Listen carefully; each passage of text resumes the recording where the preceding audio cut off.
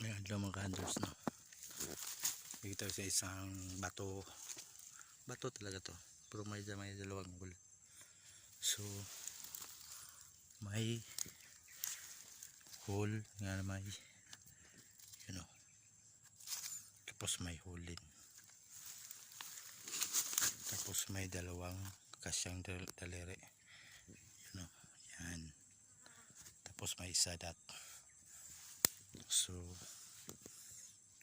hole na may hole silalim, silalim, perfect hole. So tapos may hole. So ito, kuha na itong basihan.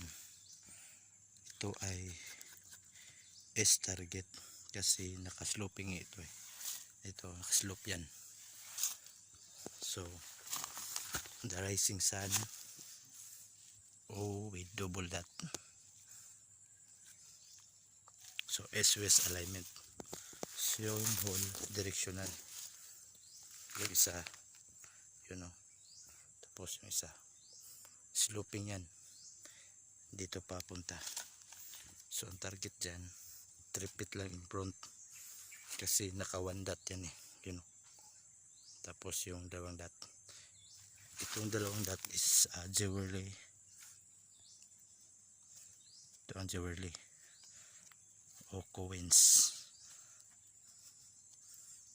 the jewelry design o item yan. So 3 feet lang yan.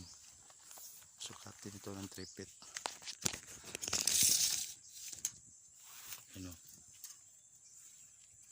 Galing dyan 3 feet. Yan.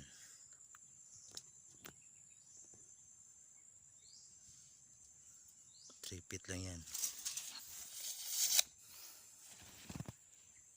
Malit lang to kasi dito ang big load nakatabi kasi may box marker doon may box marker yun.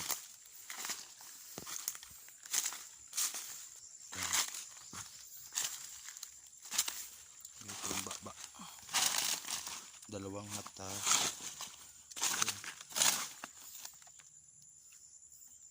Yun.